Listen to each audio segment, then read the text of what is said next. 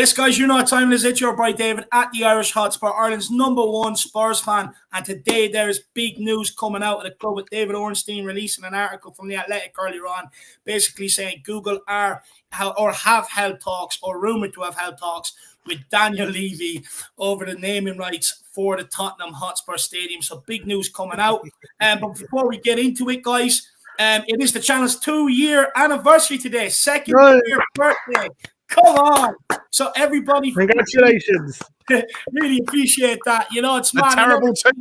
The terrible twos is coming. Never ever thought it'd be going this long. I'll be honest, when I started during lockdown, I was just fucking bored. I had nothing else to do, and I needed to get Spurs opinions off my chest. So, you know, the fact that it's going 2 years is brilliant. Everyone feel free to get in your favourite memories or anything along the way as we go on. But of course, we are just here today, joined by Jack, of course, who will be hosting, joined by Sim from We Are Tottenham TV, and Sean from Spurs Talk Show. We'll start with Jack. I'm going to save Sean for last because that grin says it all. But Jack, how are you?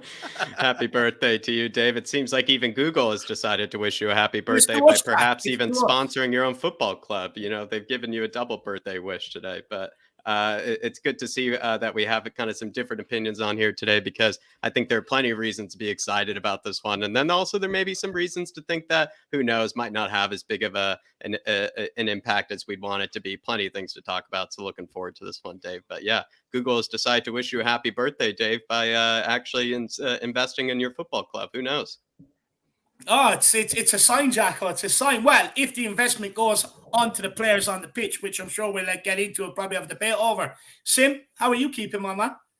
I'm doing good, Dave. It's an honour to be on your 2-year anniversary. I didn't know that, so congratulations. I didn't know it until about 4 o'clock today. Jack told me. Well, congratulations and thank you for having me on. Yeah, look, hopefully this is a big news for Tottenham, and I can't wait to get into it. But yeah, I'm happy to be on. No, I really appreciate you and Sean as well, swapping your whole evenings around, because this was supposed to be tomorrow and doing it today. So appreciate that. But in fact, I actually have 2 birthdays in a number of weeks. Birthday today, and also on the November the 4th is my actual official birthday. So I'm having as many birthdays as KPV. But Sean, how are you keeping, man? KPV had several more than 2 that particular week. Yeah. I'm good, mate. I'm good. Thank you for having me. It's good to be back. It's good to be back on the show with you and Jack, and of course Sim as well. It's a fantastic day to be someone who sympathizes with the plight of Daniel Levy, and it's a bad day to be Levy out. Well, look, you know, Levy out. Don't be afraid to get your opinions in and challenge Sean either. You know, do not be afraid to get them in. And look, you know, well, hopefully the money goes to where I want it to go, which is on the football pitch. But we'll get into it. Lazy 8, big up, by the way. The new agent, by the way, big up, Nick, works for Google. Big up, Nick. Hope you're keeping well. But guys, we are just going to crack straight into it. Use the boys' best time as best as we can, because like I said, they did have to cancel plans to be on here this evening, which they were so gracious to do for us. But guys, keep getting your comments in, and ladies, sorry, how dare I, with the modern world we live in. Ladies and gentlemen, keep getting your comments in, and we'll keep bringing them up as we go along. We're also, if you have any good questions for the panel or any good thoughts, we will also start them and try and bring them up as we go along. But guys, if you really want to make your comments stand out, feel free to get it in a super chat, just like Dark Song G has done here, and we'll all have a good discussion on it, and we'll all get into it straight away. And plus, it just highlights you, separates you, and gets you to the very bottom of that chat when it gets hot and heavy. But also, guys, I've realized the Harris Army were slacking a bit lately on smashing that like button. Now, not going to say it upsets me, but it gets to me a little. So, guys, it means you're not liking the content if you don't smash it. So, absolutely obliterate it. We'll start with this super chat here from Dark Song G, and then we're going to crack into all the talking points. Dark Song G says, let's hope Google and Spurs agree a deal, and we beat Frankfurt on Wednesday, and they crush everything on Saturday for the perfect week. Come on, you Spurs. Look, with the Google deal, I think there's going to be plenty of positives to start with. But it does, for me, all depend where that money is allocated, if I'm being brutally honest. I do think it is good for Tottenham. We have to sell the naming rights eventually. We need that income. There's debt to cover. We need more players in here that Conte wants. So, you know, there's a lot that the money can be used for good, but it has to go into the right direction. So, guys, basically is, you know, good deal for the club, but Will Daniel Levy be up to his old tricks, or will he actually help the club out? That's for everybody else to decide. As for Frankfurt on Wednesday, Dark Sun G, look, I'll be honest, they offered absolutely nothing in their stadium. And when they've got that crowd there helping them, I do think we're going to beat Frankfurt easy enough on Wednesday night. I actually think they're going to be on the receiving end of a hiding from Tottenham. Kane's son are just waiting to explode. So hopefully we turn them into the hot dogs that they are, Dark Song G. And with Everton, it's going to be a tight game, I reckon, but we should have... I think they actually have the tightest defense in the league as well, which I couldn't until that game, until their most recent performance. Yeah, but they did. If Kane and Son can break fire at the weekend or during the week, I fancy them to put everything to bed at the weekend. Dark Song G. Jack, anything you want to say before you start dishing out the questions? No, I think Fat Frank is, definitely going to get another probably spanking from the likes of Spurs. Yet again, he seems to kind of, in a way, maybe get a bit naive or perhaps gets a bit overconfident against the likes of us. He tries to play that progressive highline football, and I think it's just going to hurt them. The likes of Connor Cody and Tarkovsky are going to be absolutely destroyed by Kane and Son, especially, as we all know, when they start clicking and firing. Big up, Dark Sun G. Big up, Dark Sun G. Legend. Really appreciate but also, the support. Just quickly, Welsh Gal celebrating 9 months as a fan show member. She said, happy 2nd anniversary to the Irish Hotspur, Dave and Jack. Love this channel. Brilliant content. Thanks for all your efforts. Big up, lads. Big up, Welsh Gal. Absolutely. Big up, Welsh Gal. Really appreciate that. Too kind. Too kind. Honestly, the love that me and Jack get is absolutely sensational. So really appreciate everybody. It's look, it's nice. I'm not going to lie. It is nice. So keep feeding my ego. Well, everybody, we're going to get straight into it, and we're going to start kind of maybe with sort of Daniel Levy's, you could say, reluctance maybe to sign a new or sign this kind of stadium rights deal. And he said back in the day when we kind of first opened the stadium, we are only going to do a naming rights deal if we get the right brand in the right sector on the right sort of money. If we can't meet those 3 criteria, we won't do it. He explained later that at the moment, we haven't found a company that meets all 3 criteria. We are not really here to anything. We're not really close to doing anything at that moment. But now here we are with Google as supposedly the leaders sim maybe for this stadium naming rights deal. Do you think Daniel Levy has been a bit picky or choosy about it? Well, not if we get Google. Probably, I think he's probably done all right if that is the end case. But obviously, it's a bit frustrating that we have this shiny new stadium and 3 years we haven't had the revenue of the stadium rights deal, which we all know can be very, very lucrative and can help the finances of the club. But at the end of the day, if he is waiting for the right deal and then a company as big as Google or someone like that comes along and is going to give us the right money, then I think it would have been worth the wait. And I think he's probably would have. You would have to say that he's done very well to do what he's done. And to be fair, it's not a decision you want to rush into because you don't want to do the wrong deal too quickly. And all of a sudden you're locked into a long-term deal where you could have got more money in the long term and maybe even to a brand which isn't maybe right for the club. So I think he's probably done well. Look, when it comes to these things, this is not where I question Levy. When it comes to business, when it comes to making money and things like that, he clearly knows what he's doing. He clearly knows how to grow the club economically. I think he's proven that.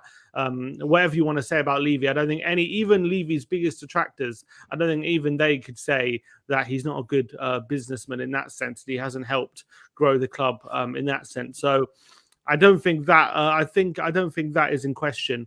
Could he have picked one earlier? I mean, I don't know what offers are on the table, so it's hard to say. Perhaps you really like Spotify, Sim.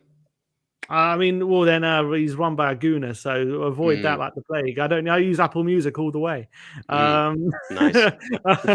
But look, I think he's done fine. But I don't have too much an issue with the naming rights. Hopefully, this deal. There's been talk about other deals before, but hopefully this one has got some legs to it.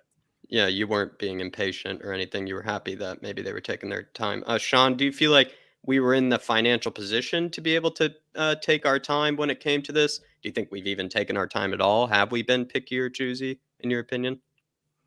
When he talks about the correct company in the correct sector, the requirements to make it make sense are a company that has global exposure, a company that is visible and known in the Western world, and if possible across the global community, Unfortunately, Google obviously is banned in China, and Yandex has the lion's share in Russia. So Google doesn't have those markets, but there's very few companies that, given the current climate, that do fit the entire global arena. But you also have to combine that with a brand that is consumer facing. In the right sector, like you said. Yeah. It has to be consumer facing for it to be beneficial to the corporation.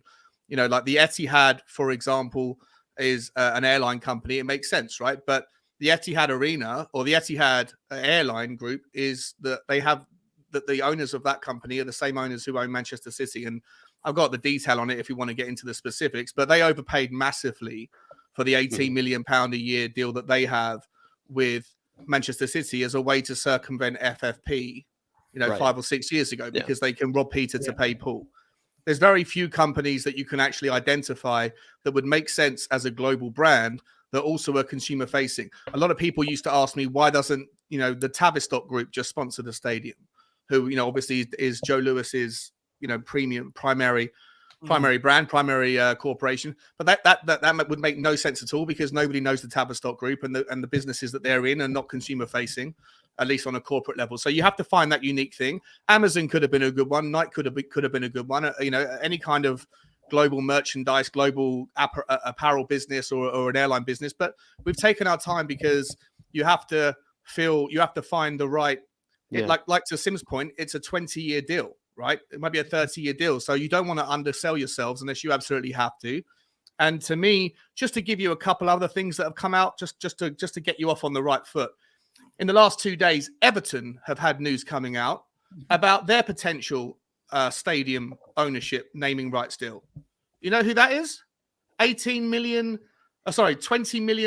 a year for a 10-year deal with Strip Chat, an 18 plus, basically OnlyFans replica. Can you imagine going to the Strip Chat stadium? Like, do you want that company representing your team? Everton fans. Is that genuine? Genuine. You can look it up, right? Or you look at West Ham. I don't know what my ears are hearing right now. The deal hasn't been done, but that's what's been talked about in the press in the last 2 days. West Ham are also trying to organize their stadium naming rights, but the problem with them, because they don't have an owner like Daniel Levy, they have to buy the rights from the West Ham stadium owner for £5 million a year before they can then go and negotiate with a club or with a corporation to be able to then sell the naming rights that they don't actually own, that they're borrowing and leasing from the actual stadium owner. I feel like West Ham are upset that Strip Chat went to someone else and not them first. I feel like they probably wanted. Strip Chat. They might have been a better fit. But my point is that 100%, if the deal wasn't right, we don't know. Like to Sim's point, we don't know whether or not there was any arrangement or any potential deal on the table with Amazon or Nike or anybody else before now. But absolutely, if you're marrying a corporation for the next 20 years, you want to make sure that the deal is right for all parties. And I do not in any way blame Daniel Levy for not settling for the bridesmaid when the bride could be Google. Yeah, certainly a very big one in that, and also maybe bubble blowers. I guess bubble companies can sponsor them either. But Dave, super chat here from Adrian Chia. Future combo point. I'm heading to the stadium. Which stadium? The Google Stadium. Why are you asking me to Google the stadium? No, not you. I'm going to the Google Stadium. It seems like we have to avoid that name at all costs, Dave. We're going to have to go with the Chrome Lane, the Chrome Dome, the Chrome Bowl. Who knows? What's on your mind at the moment here, Dave? Because it can't be the Google Stadium. I agree. That would be a bad situation for any, especially any, people coming in, especially the Yanks like myself who get a bit confused in London. I think, we'd run into this predicament here that Adrian's put up. Look, it'll probably be called the Google Hub Stadium or something like that. With the cinema coming, with the apartments coming, you'll probably get drones flying your coffee in every morning. Instead of a cinema screen, it'll be all done by holograms. You know what I mean? Look, there's so much that could happen with this.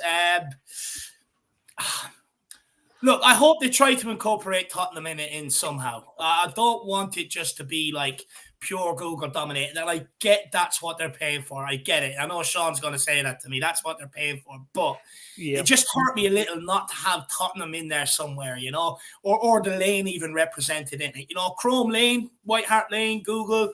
Okay, maybe something like that. That can be sorted out. But yeah, look, it's. Do you know what though? It's our slow domination in North London that Arsenal can't do nothing about. Anytime they put football, Premier League, North London into Google now, it's all going to come up Tottenham Hotspur. So if we can't do it on the pitch, we'll just do it on Google.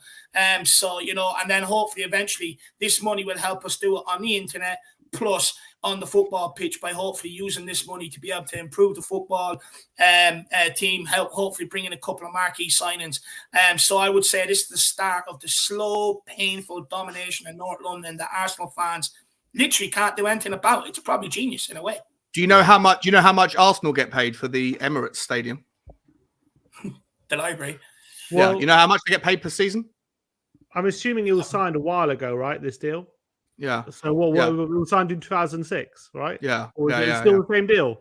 Yeah, same deal. Yeah. So I'm guessing what, 10 million a year? No, the answer is I don't even know, and I can see in front of me the top 20 stadium naming rights deals in front of me right now, and number 20 is £5 million a year, $5 million So less a year. than that. Less than that. They're not. Arsenal don't even make it on the top 20. Yeah, I mean, Well, Spurs have a higher valuation, I think, as a club than Arsenal at the moment. Yeah, I guess maybe they must Arsenal. have Maybe signed, Arsenal like, an shot their load 18-year too soon. deal. They must have Yeah. also signed like one of those 18-year deals, one of those very long ones as well. But Adrian, I would say I see one in the chat. Maybe Adrian, Gmail verification stadium, not a bad one. I would say definitely something that's very relevant to all of us. Reminds- Google Translate.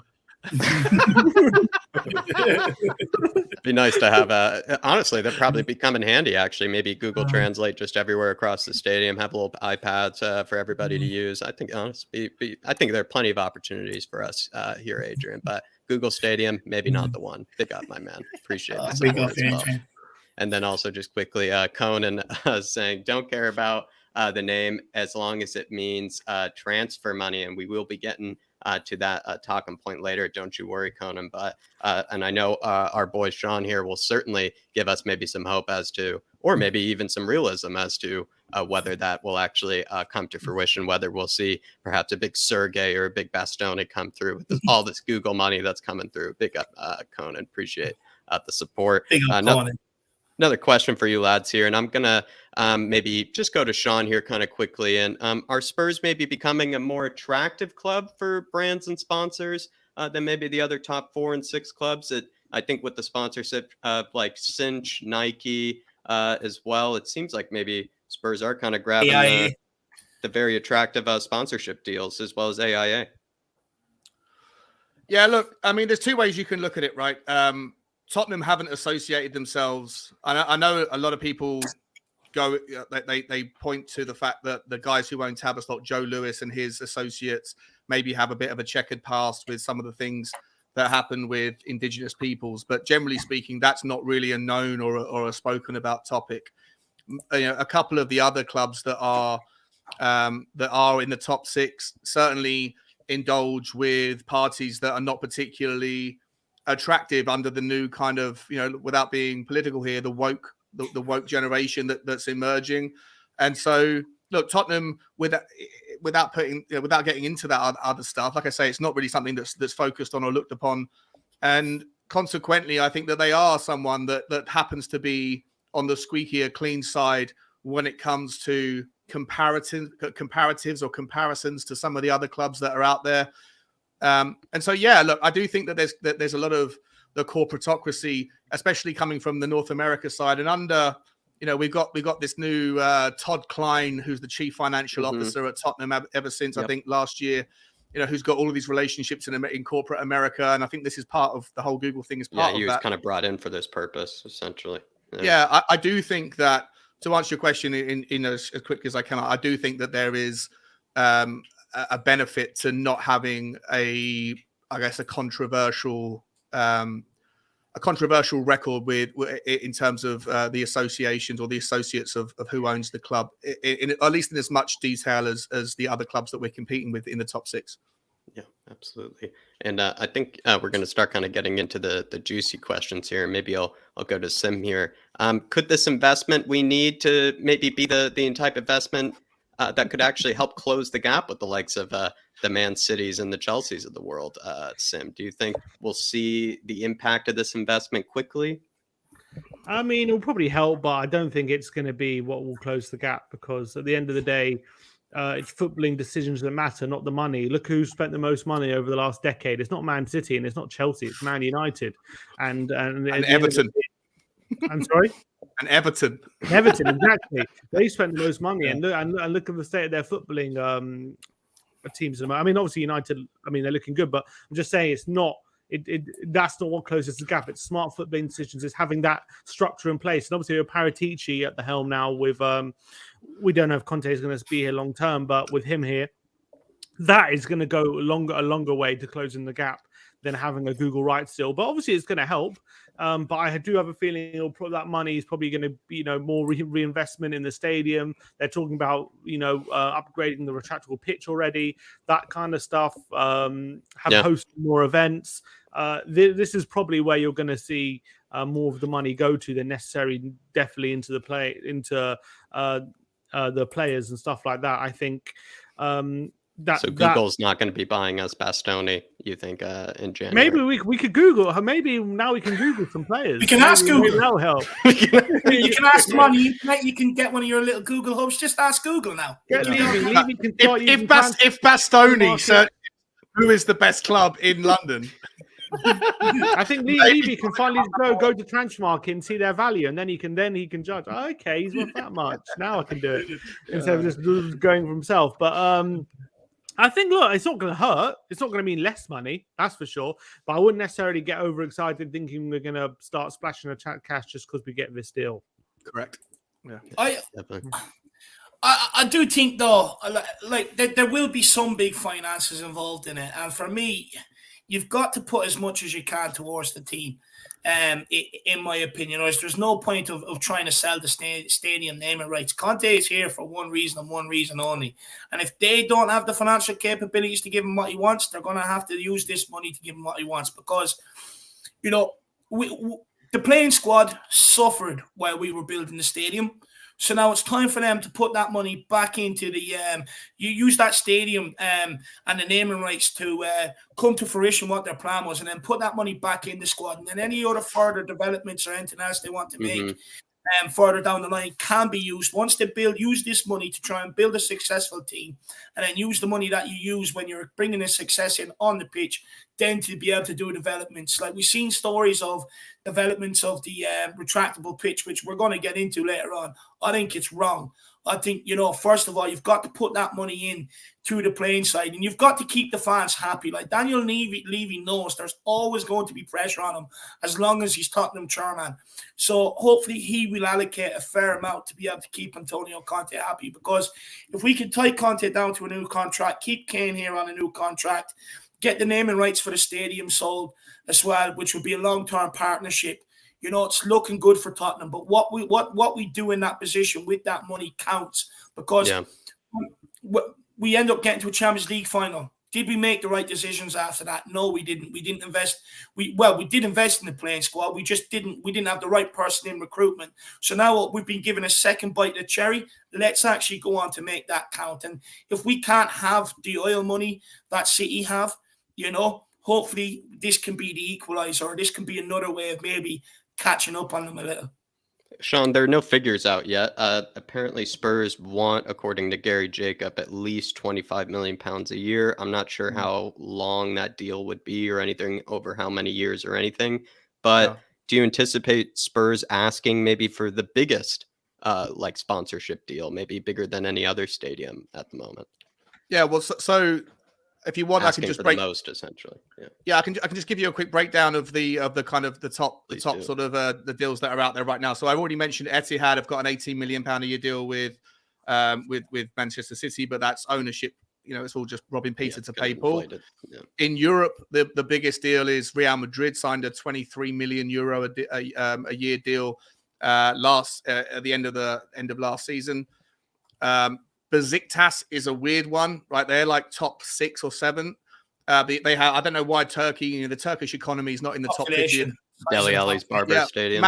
Massive population, but it's a relatively it's a developing economy and that they're in financial crisis right now because of various political issues. I won't bother getting into it, but essentially they're on about, I think, 10 to 12 million euros a year, which is just a little bit surprising. But then they have like a local like version of Vodafone that handles that.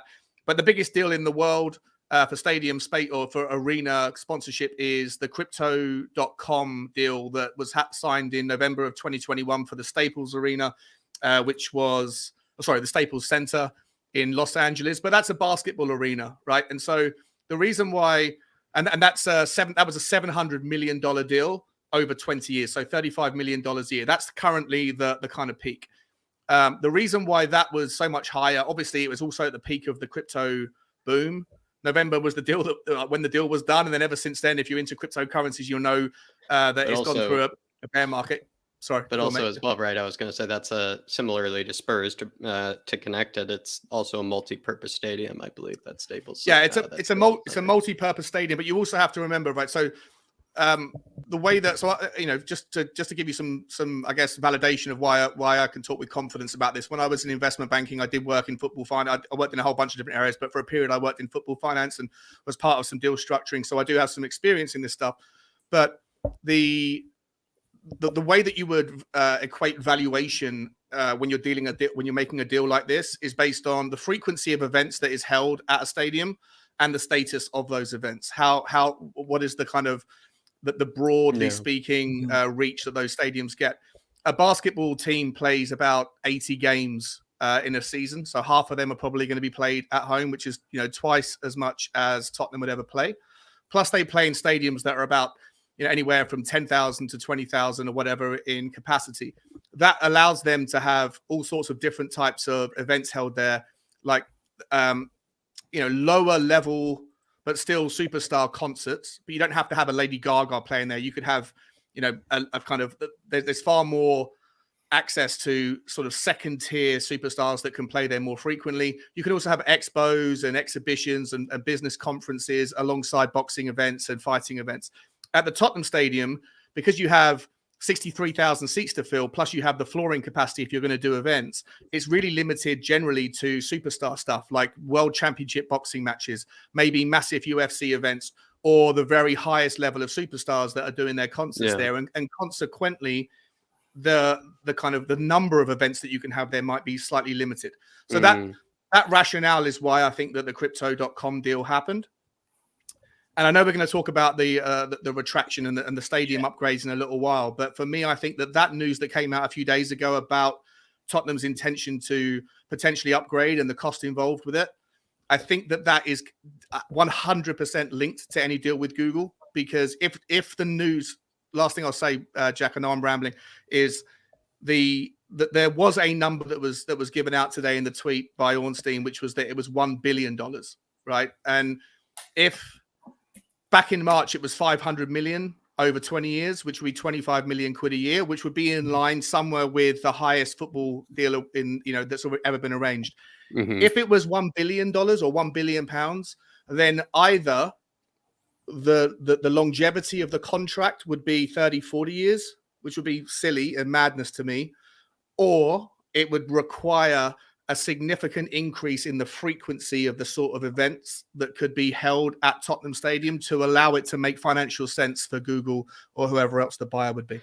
And I believe it's actually those stadium improvements that we'll probably be able to touch on at some point, hopefully. And I know even actually Sim actually alluded to it. Some of the stadium improvements they're making is in that effort to be able to host even more events to more of a capacity without it taking so long to transition between them. You're right. You're right about that, Sean. Absolutely.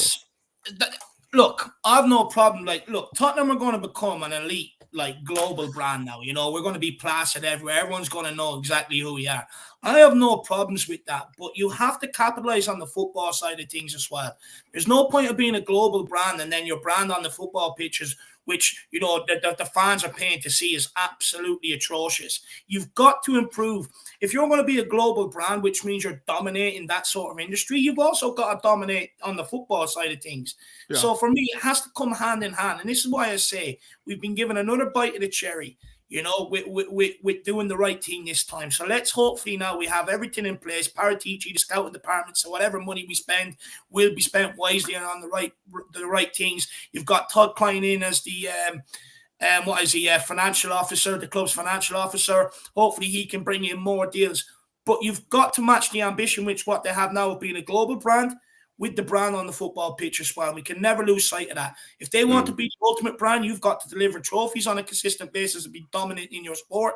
Yeah, and that will also bring in make you a dominant brand in that sort of world as well. So the two have to be combined.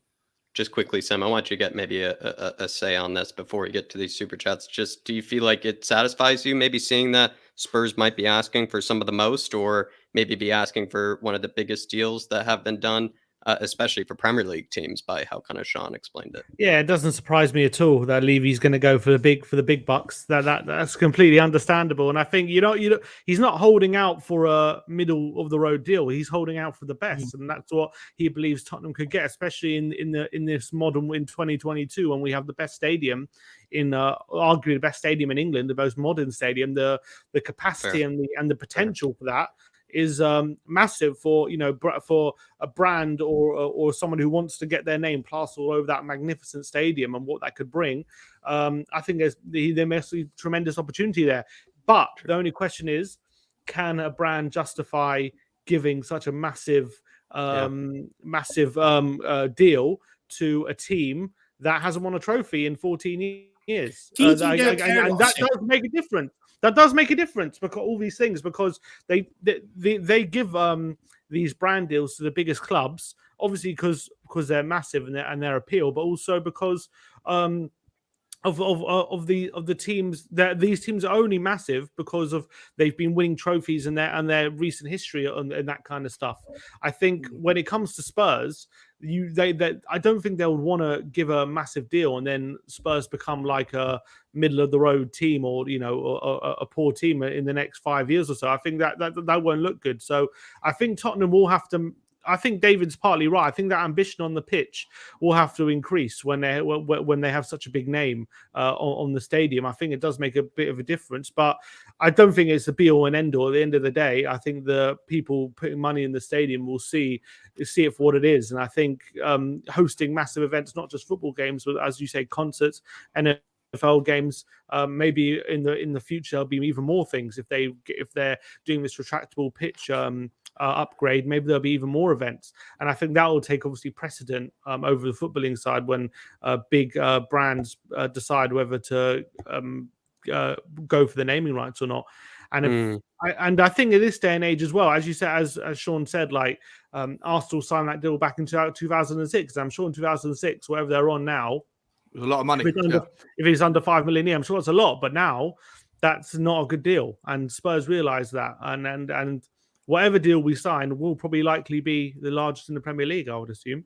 I also think that puts huge pressure on the likes of Daniel Levy, Tavistock, Joe Lewis, and that now, because there's nowhere really for them, no more excuses for them to kind of make, whether it's being poor recruitment, whether it's not shelling out enough in the window or whatever, because with all the big brands now, AIA, Cinch, Nike, Google potentially coming in, the revenue coming in from the stadium, all the stuff they already host. There's nowhere really for them to hide now. There's a lot more pressure and scrutiny on them, and there will be now, and because of this deal, because the money is there, they can't use that excuse really too much anymore, that there's not enough wiggle room to be able to make enough funds available in the transfer window to truly deliver what a manager really wants at this football club. So it's huge for them as well. It's going to be absolutely huge, and every move they make now using this money will be absolutely scrutinized. So hopefully now they can use it in the best way, but I would think it would also be wise of them to use it in a way where it appeases them, but also appeases the fan as well. You can please both sides with it. And I think that would be very, very important. So it'll be interesting to see where we go from here if we do get this done, because look, I'll be honest, I disagree with Sim slightly. I'm not sure Google really care whether we're delivering trophies on the pitch or not. They have the Premier League. Everyone watches the Premier League regardless. So they're going to have their name plastered all over the news articles, all over the stations, spread everywhere by fans and stuff like that. And it's more of PR for them really than what it is Tottenham delivering trophies. But I do think the actual pressure will be on the people inside the club now to really truly deliver. Jack, I know you've got your super chats, but can I just quick, very quick retort? So you don't need to ask. Go on, jump in. So three things, right? So first of all, not that I'm a basketball fan, right? I'm not a basketball fan at all, so I could be way off on this. But as far as I'm aware, in the last 10 years, the people that have dominated and won the lifted the cup is either San Francisco or Cleveland. I think, right? I don't think LA have been quite as big of a draw. And so it's a bit more, it's a bit more spread out in the NBA, but yeah, it's a bit more spread out. Yeah. So yeah, so to that point, I'm like, again, like the crypto.com thing wasn't based on the fact that LA's team is the best. It was more about the access for me, and that's where I agree with Dave about Google just worrying about the kind of broadcast rather than the necessary success. The second thing I would say is to people that are Levy out that might be like a little bit frustrated about this news because it kind of dilutes or dampens their narrative today. I would actually say to you that I genuinely think that this particular news, if this deal gets done, this could be one of the catalysts to get what you want, which is Daniel Levy and ENIC to sell the club. You know, if there is going to be somebody that wants to come in and buy Tottenham Hotspur, they would like to know that they have certain revenue streams guaranteed for the certain future, right? And so this shouldn't be something that divides the fan base, where Levy in are saying yes and Levy out, even though I came into the stream saying it's a bad day for Levy out. I was messing around. But in reality, we should all be unified behind this, as if it happens, it's good news, because either Tottenham are going to be better off in the short term, which should be a good thing for everybody, or it might be something that enables Daniel Levy and Joe Lewis and everybody else to say we can now move on and sell the club at a decent valuation. Oh, sorry, I think that message is. Go on. No, just quickly before you make your next point, I think that message is absolutely crucial. I think, you know, on both sides, whatever side it can't be sitting on, or even if you're sitting on the fence, I think it's a good deal for everybody involved. I think where the actual debate or the argument comes in is what they do with the money after that. I think is where you know the argument should be, not whether Google is good for Tottenham, but what they do with the money is what the argument should be. I think that's an important message, Sean.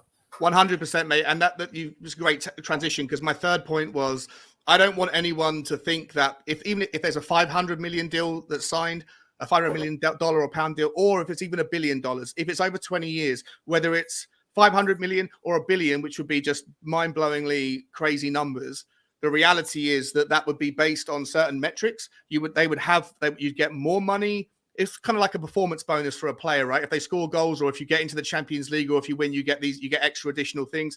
For Tottenham, the better you do, the more money that Google will pay you, because they would be exposed more in the Champions League or whatever else. But on top of that, even if it's just infancy, if it just as a natural thing just to talk about it, it's not 500 million quid. Here you go, do it. It would be structured and spread out over 20 years. So it would be £25 million a year, which it doesn't even buy you half of a decent right back anymore, right? So I don't want anybody to think, even if you're like celebrating the news, kind of like I am today, if it happens, it doesn't mean that anything materially changes with our revenue streams, or suddenly we can go out in January and buy a Hakimi.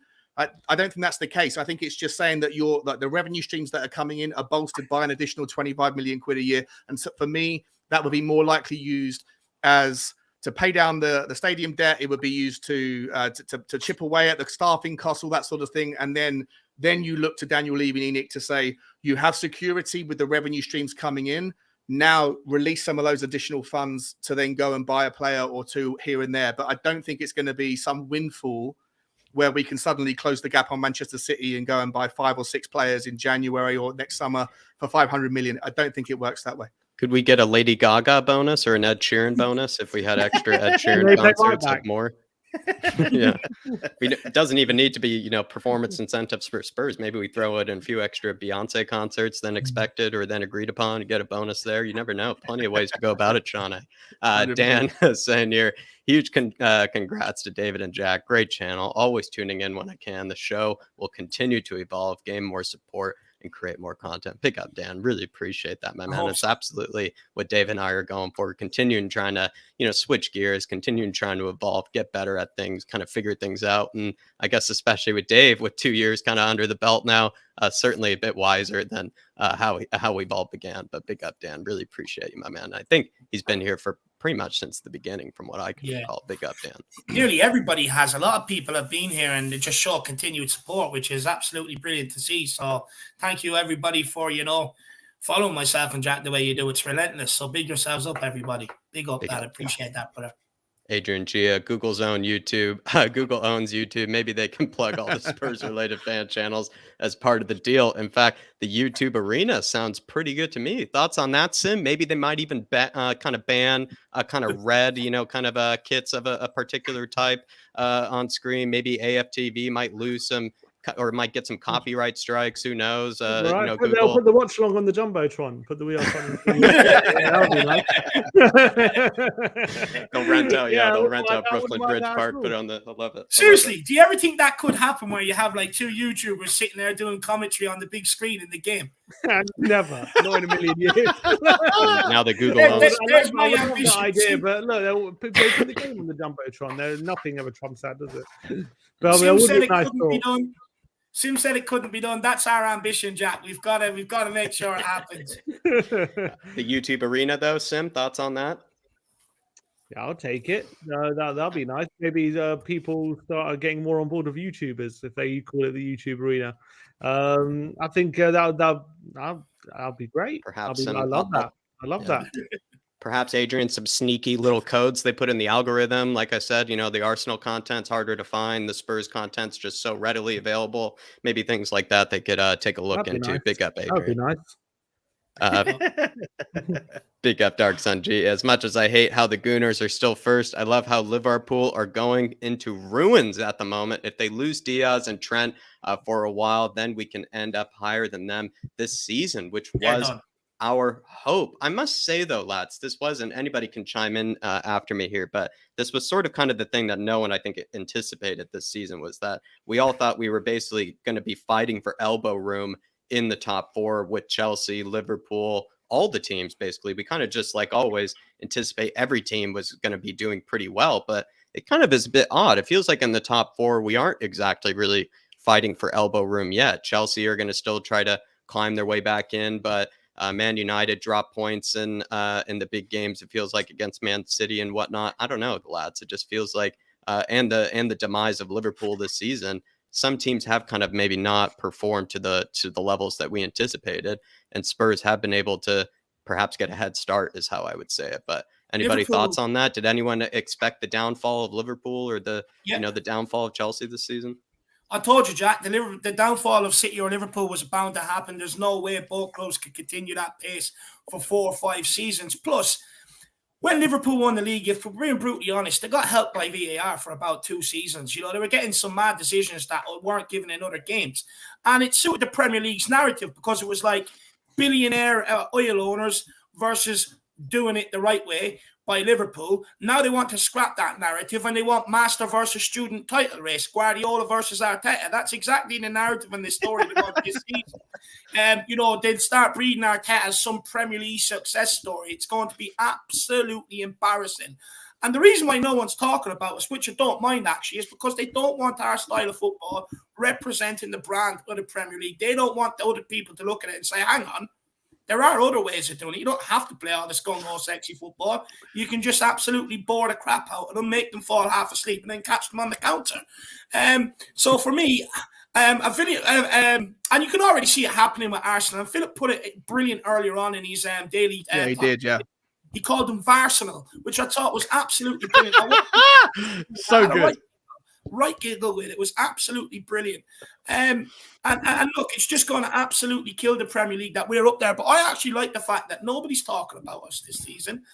And when I look at the way the fixtures have been, the away from home fixtures, you got some of the toughest in the Premier League out the way. So that means after Christmas, the fixtures should fall nicely for us. And we're just going quietly about our business. So I have a sneaky feeling about us this season. And none of our big players have come to form yet. So, hopefully they'll come to form now over the next period. Go to the World Cup, come back and have a real good end to the season. Harry Kane has already sent out the warning shots to Haaland, which shows me he's focused this season.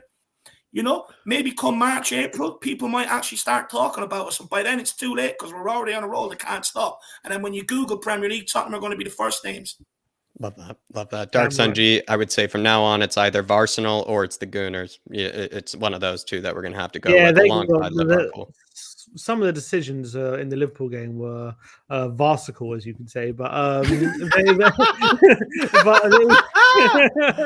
it was no. First of all, the penalty that they got was ridiculous. How in a million years is that a penalty? Absolutely no chance. He actually went down with the same velocity as he did with the concussion.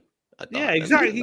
He takes a little touch on his heel and he goes down like he's been shot in the foot. It's ridiculous. Broadway are ringing them today for auditions. Gabriel should have conceded a penalty for the handball as well. That was a clear handball. Look, don't get me wrong. Arsenal deserved the victory, but they got some really questionable decisions in that game. That's for sure. I don't know. I mean, not just that game. Not just that game against us as well. How Odegaard wasn't like people say, oh, it doesn't matter, right? But yellow cards do change games. You get a yellow card in the first half, and it's not given. Like, or if you don't get a yellow card when you should, like he can go on and be free to do whatever he wants again. Just like in the Carabao Cup final the season before last, when Lucas Moura, I forget who it was who gave a torrid time to from the Man City team, and he should have been booked and wasn't, and then stayed on the pitch. Like the yellow cards change games, and against Tottenham, Odegaard deserved the yellow card. It's true. Yeah, I mean, if anything, even if you thought they were the better team, they still required the ref to get them out of the game and ensure them the win. They couldn't do it on their own, is what I'd say. So it's Arsenal or the Gooners or the Scum Dark Sun G, but any of those of your choice. I know you'll be creative. Big up, my man. Big up, Dark Sun G. Appreciate the support. Legend.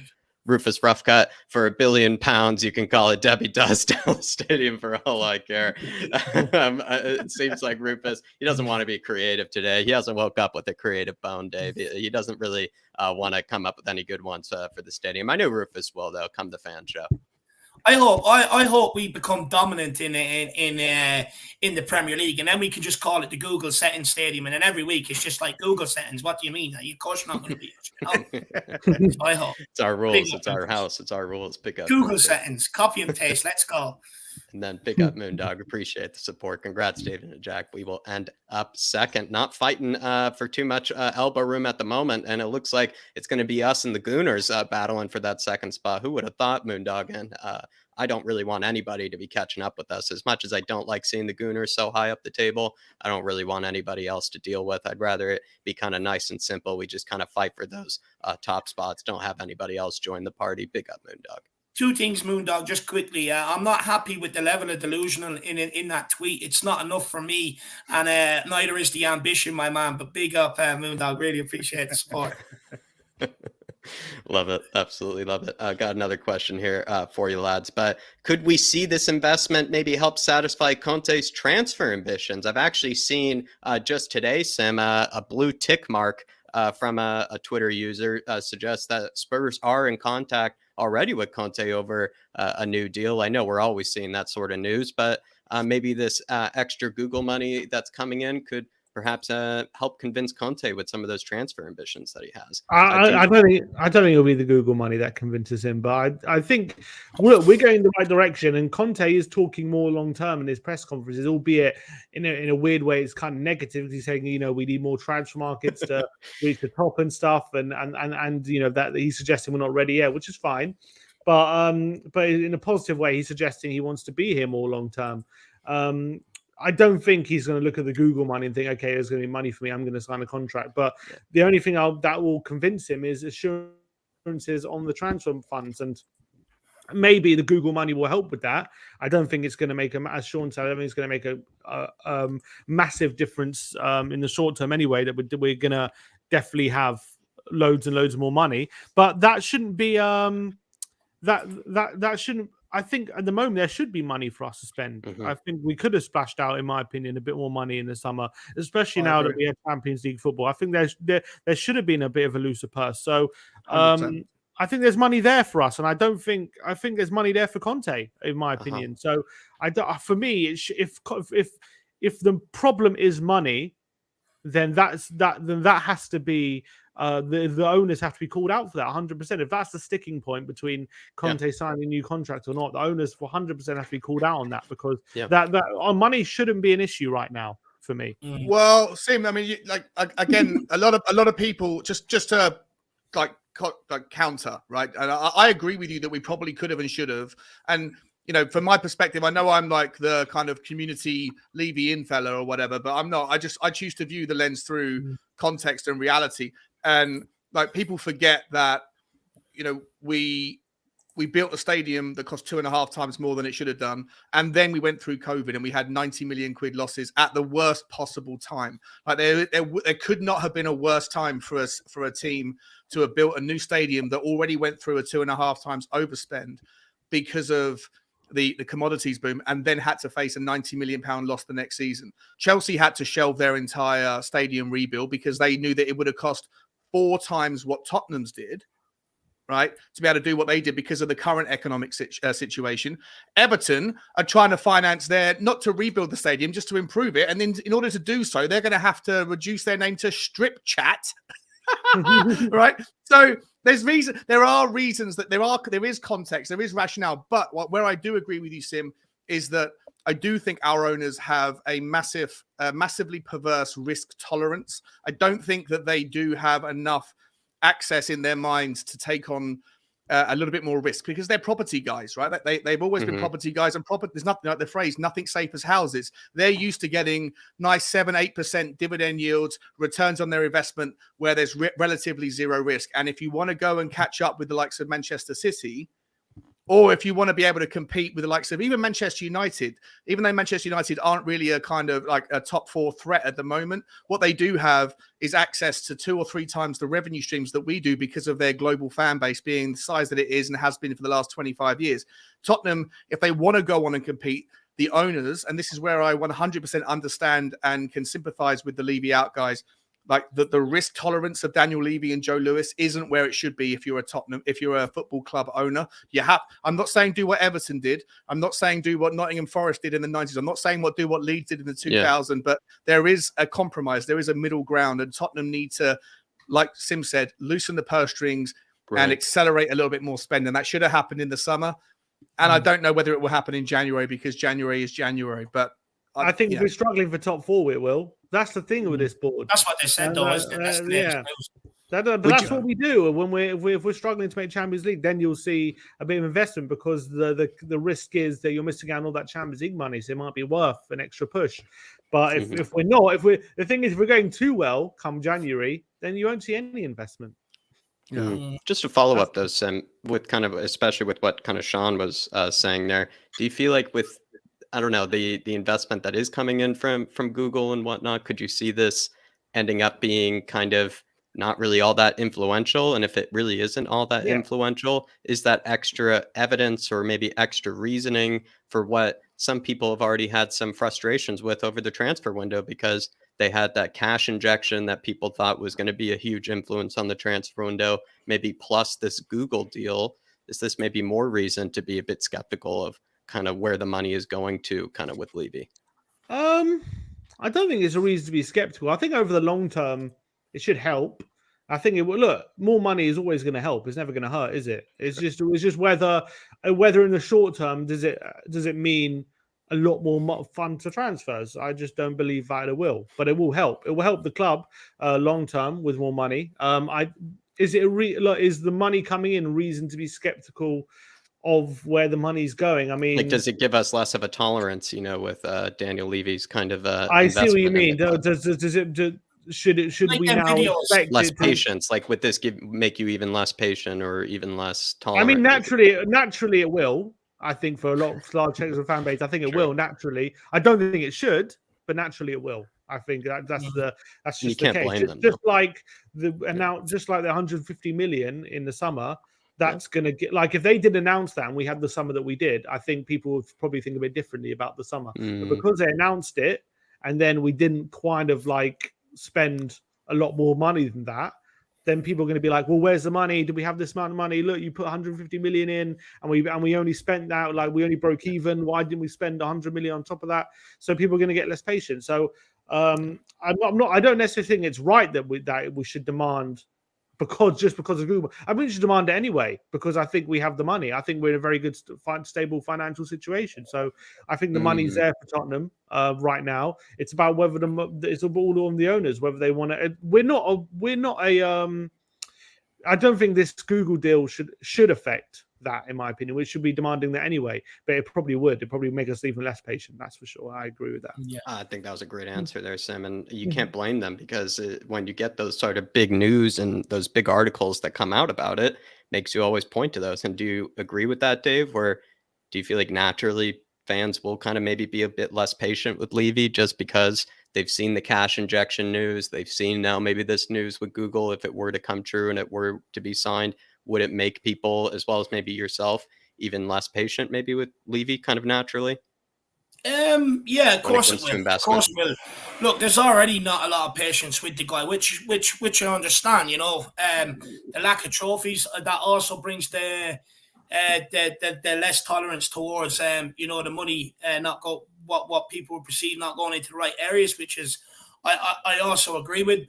But look, I think especially now with Conte as well, we're at a crucial point with Antonio Conte where it's kind of like, thrash out a contract, show him what you can do for him next summer, make him happy with it, get him to sign that contract and start building a project at Tottenham, start putting the foundations, get a trophy over the line so that when Conte moves on, we can also move on with maybe a better style of football, but the foundations of being winners is already set in there, set in stone by Antonio Conte. So I think with the Conte situation and him maybe every opportunity he gets demanding more in the window, will also put a lot more pressure on these guys.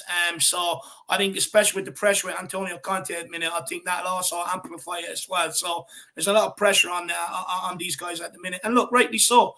Every club should always have pressure on their owners and demand the best, because if you don't, you'll never get the best. Yeah, man, definitely. And Sean, I think it's only fair to let you kind of in on this. Do you think this could be extra evidence for maybe people to be a bit less patient, you could say, with Daniel Levy, considering this is, you could say, extra money to work with? Yeah. Only fair I ask you as well. Only no, it's all good. The guy got it 100%. Listen, for me, people just not just in the Tottenham community, people generally in life, sometimes when they're entrenched in opinions about certain topics, they choose to select information that they want to fit their narrative rather than letting their narrative be shaped by information. And I think that there's going to be an element of people that will look to this and see it as a positive, and maybe myself being included in this as a reason to defend or give more patience or whatever else. And there's other people that are going to look at this and then at worst dismiss it.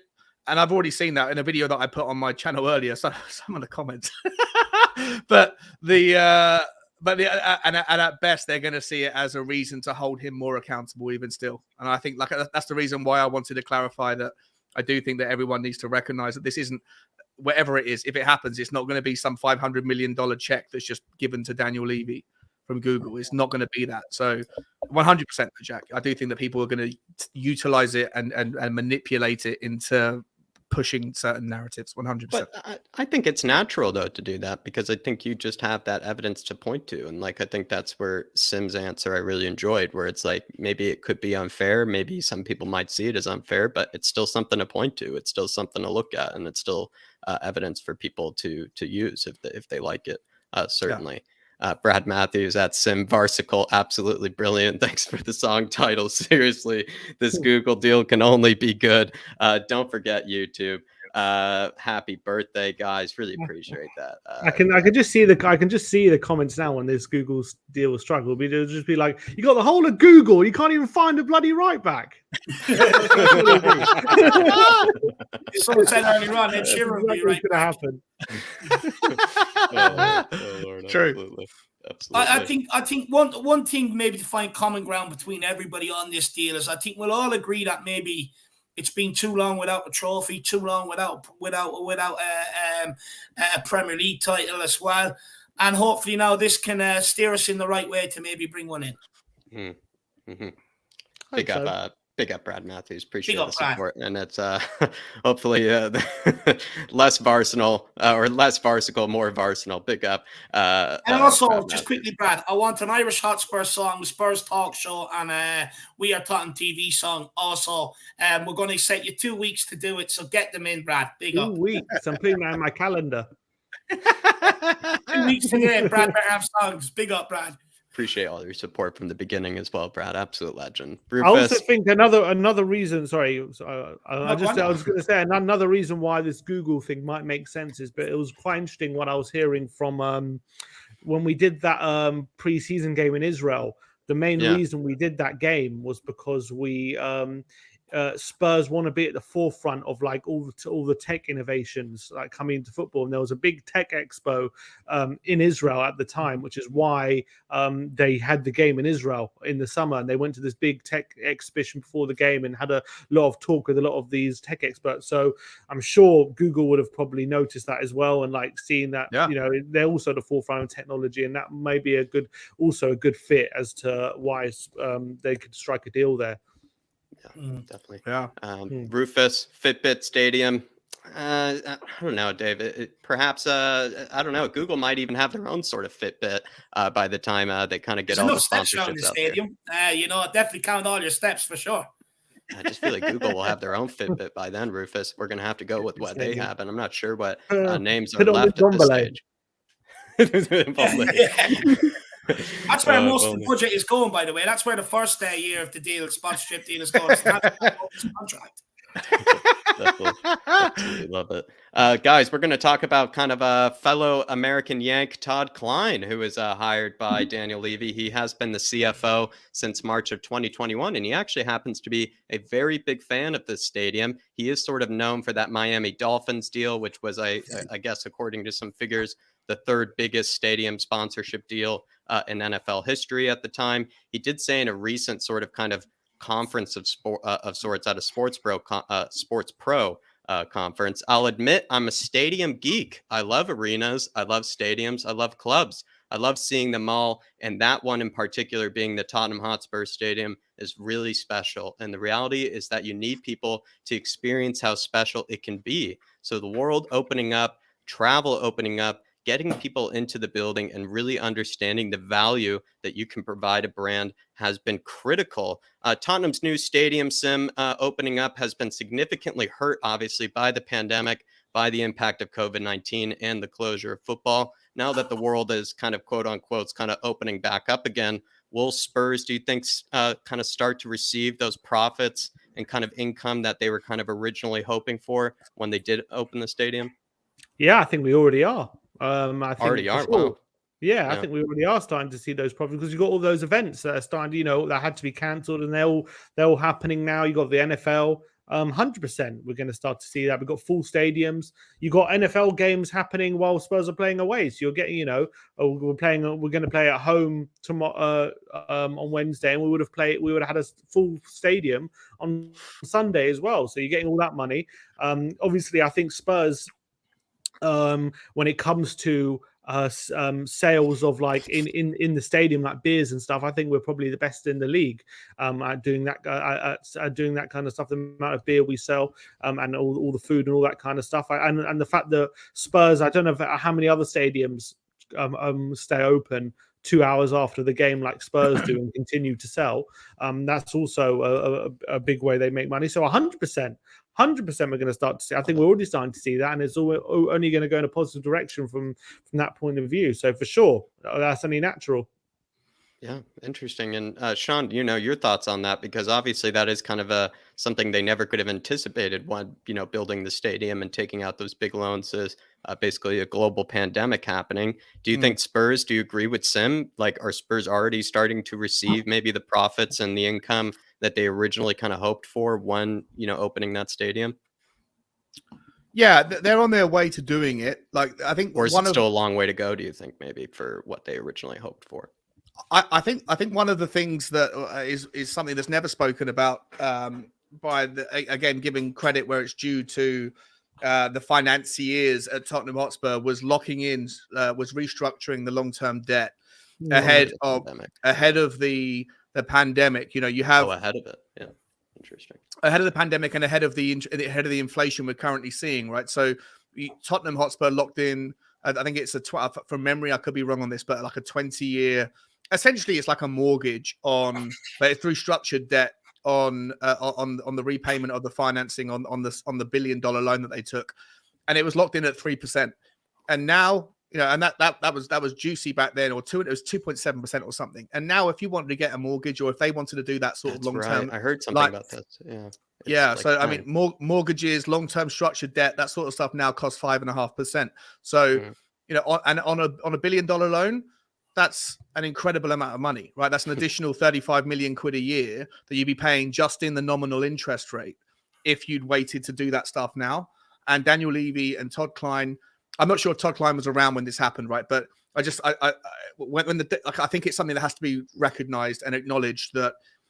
When you are paying off the debt, having that locked in, regardless of what happens to the community, to the inflation rate, to the economy, Tottenham's future is kind of is secure, and that is what, in my opinion, is a massive slice of the responsibility of a CEO. It's not just to deliver success for the football club in the here and now; it's also to make sure that you can sustain the long-term viability of the future for the decades to come, and that's what's happened. The one thing I wanted to say about Todd Klein is not only is he doing all of the things that he can do with the stadium naming rights, but he's also somebody that was innovative with Miami Dolphins and before that Washington Redskins with regards implementing or starting the conversation around getting, at Manchester City, if you're interested in virtual reality now, you can buy a season ticket or you can buy tickets to the Manchester City games on your Facebook headset or Facebook, whatever they're called, right? And you can watch the game as if you're in the stadium, right? You could be sat in your chair like you are right now, but you're not watching it on a TV screen. You're basically there. So when you look left, you see left. When you look right, all that stuff. And he did the same thing with Miami Dolphins last year. So I think that, or he was part of it. I'm not sure if he was responsible, but he was part of that whole conversation, that whole setup with and the first club in America to do that. So for me, I think that not only does he have these incredible skill sets to be able to go and deliver and drive the economic situation forward, but he's also part of the technology behind where Tottenham could go in the future to drive additional revenue streams. Because if you're in South Korea and you want to watch Heung-min Son, a massive slice of Tottenham's revenue streams come from that particular fan base, and they can't necessarily come and watch Tottenham, but maybe they want to watch their boy Heung-min Son with a VR headset on. And I think that will be something that will be introduced to Tottenham in the next year or two. And that, again, is a reason to think very highly and positively about having Todd Klein as part of our setup. Wow, the Americans coming in and making those innovations. Honestly, Gary Neville must be absolutely terrified, I must say. But Dave, kind of with the world, like I said, quote unquote, opening back up again, do you feel like Spurs will start to maybe see that sort of match day revenue, that NFL revenue, that concert revenue start to impact maybe the transfer budget a bit more significantly? Because it felt like maybe over the pandemic, we didn't really know or couldn't really anticipate that it would really affect it because they weren't making the money that they probably thought they would right away from the stadium. It's actually taken them a bit of time to start making money from kind of the stadium and whatnot. So perhaps kind of maybe, I don't know, the match day revenue will start to really impact the transfer budget in the future. I hope so, Jack, because what we're kind of missing at this club is a real marquee signing, a real statement signing. And I'm hoping that these additional revenues will be able to deliver that. I think, you get a couple of marquee signings in here. It'll take Tottenham to the next level. It'll take Tottenham's name and brand to the next level. So for me, it's all about getting a marquee signing out of that, Jack, to be honest with you. But as long as they keep bringing in the revenue, there's more and more chance of that happening. So for me, it's all about making them not just any old transfer market, because you should have money for that anyway. But it's now money for a marquee sign is what I'm more looking at. Yeah, definitely. Lads, I figured we could start talking about this retractable stadium, and then we'll kind of maybe end off after that. But Tottenham are planning a multi-million-pound upgrade of their retractable pitch just 3 years after opening their new £1 billion home. The Tottenham Hotspur Stadium is the only purpose or multi-purpose built stadium that hosts the NFL and all that sort of good stuff. And we did know that it just hosted that clash between the New York Giants and the Green Bay Packers. The process right now takes 48 hours transitioning between the NFL games and the Spurs games, leaving very little margin for error this upcoming week, as Tottenham and Eintracht Frankfurt's players are due to train at the stadium on Tuesday before their Champions League clash the next day. Spurs have been alerted to technology improvements since the original pitch was installed and are examining if the conversion could be quicker, which would give them more flexibility in staging other events. Is this upgrade to the retractable pitch sim connected to this bit of news maybe about Google? And is it necessary, or is this even a priority right now? Is this all that kind of bit of extra, publicity that Spurs want? Is this something we should actually pay attention to, these sort of stadium improvements? I wouldn't be surprised if the two things are connected. Not at all. Especially Maybe considering something Google asked that for. we can have more events, and that will definitely help in securing a naming rights deal with Google. Is it necessary? If the club think it is necessary, then why not? I don't think they're in the business of wasting money if they don't feel like Is this the old tricks, it maybe? can help. I mean, I don't see why they would spend millions and millions if they didn't think it would make a serious difference, and maybe they can fit in more things. So I know you'll get fans saying, "Oh, why are you doing this? We now have a right back," and "Oh my, this and that," and the other people are going to get angry over it. But whatever, I'm not really bothered about it. If they think it's going to improve the stadium, if they think it can help, if it can help more, get more events in, I'm all for it. More events, more money. More money means potentially more money in the transfer market. So I think it's probably positive. I think people will shit on it, but maybe if next time Saka's strong, we just open up the pitch and there you go. Maybe that's what Do you know what, though? Nice. You know what, Nice. Tim? I sort of disagree with it. I can see why the club wants to use that new technology in the retractable pitch, so that it takes, I think, I was reading it today, 48 hours to retract. Yeah, and they have no time at all. basically- Very little margin for error, as it said.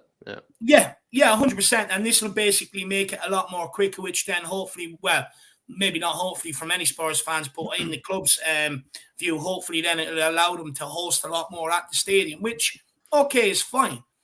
But what I don't agree with is, and where I hope this doesn't lead to, is more improvements to the stadium, more technology available to keep improving this, that, and the other. For me, the way I look at it, okay, I don't stadium being built. I think everyone will agree it's an absolute amazing piece of architecture. It's an amazing stadium. There's not one bad seat in the house to view the game.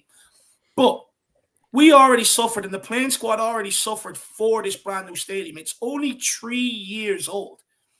Until they get that squad at the level it needs to be, I don't want to see any more improvements. It's only 3 years old. It doesn't need improving that badly. So for me, they need to take the hit on that, get the playing squad where it needs to be, and then they can revisit that. They can use the money from the success of the pitch then to implement on stuff like that. But sort out the pitch first, because that's where it suffered in order for us to be able to build that stadium. And I'm just afraid that it's going to be this technology, then there's going to be something for an enclosed roof, then there's going to be something to inject this guy out of the seat next to you because he's too loud. I don't know, but there's going to be loads. I just have a fear that this is where they're going to go now, because Dave, go on. Dave, do you think but I mean, I don't know, but I'm not making an important point here, but would you rather, to get to your point here, would you rather see, let's say, a brand new right wing back or a new center back, the investment be put there instead of being able to see your beautiful Harry Kane in the metaverse, in the VR? Because that does sound enticing, Dave. You'd be able to see Harry Kane's in any game. You're able to look at every single hair follicle from right up close. You probably feel like you're right there. Probably be able to do the watch alongs with the VR headset on there, Dave. So I must say it sounds quite enticing, maybe more than a right wing back. Look, if that that sort of technology where it's for fans' experience, I don't mind. As long as I can have a hologram of Harry Kane and replace my girlfriend with the hologram of Harry Kane, I'll be absolutely happy in life, Jack. But for me, I just look. We had years of kind of why we couldn't spend money. We've accepted it. Now is not the right time to go and put them sort of technology improvements in when the playing pitch is not up to standard, because look, Sim's right. We know what's going to happen. Why are we doing this when we need a right wing back? But that's also, fair, because at the end of the day, they've had to wait.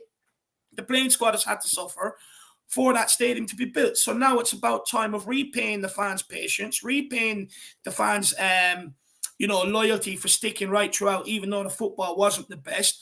It wasn't so long ago we were in the Europa Conference League. We can very easily slide back there again if we don't give Conte what he wants, which will mean improving the squad and upgrading the squad. So they can actually be patient for once and actually put the football in on the money in on the football pitch is my point. I think the fans have been patient enough. Now it's their time to be patient. I get the idea and I get what they're trying to do, but now it's not the right time. I don't think well, look, I don't know how much this improvement on the stadium is going to cost, but I can't think that we can't afford transfers because we're doing these improvements. I wouldn't believe that's the situation at all. It shouldn't have any effect on the transfer budget whatsoever. Apparently, it's less than 10 million quid to do it. Well, there you go. So I don't believe that Spurs are sitting there like, oh, we could have put an extra 10 million for that bid, but you know what, we're making improvements to the stadium, so we can't do it this summer. Like, but they're making a rod off their own back by doing it, though. Yeah, but look, the money. But my point is, the money is there, and whatever they're doing with the stadium or not doing, it's irrelevant because the money is there for us. And damn right we should complain, and damn right you should demand more from the owners and demand more money be spent on players and stuff like that. I'm not saying don't do that. I'm just saying when people see these kind of stories, I don't think these things have a material impact on our transfer budgets. There's no point complaining about them. That's my point. That's but like we established earlier, and we had a good conversation about it, and Dave alluded to it. It sort of sometimes gives people the opportunity, and kind of rightfully so, to maybe be questionable or to maybe be skeptical about the expenses. Yeah, that's fair enough. People are entitled to their own opinions. I just don't see the point in getting getting worked up about it when I know it shouldn't make a difference. Apparently only cost $3 million for those ejection seats anyway, Simon. So I think big up Simon Davis. Absolutely love it.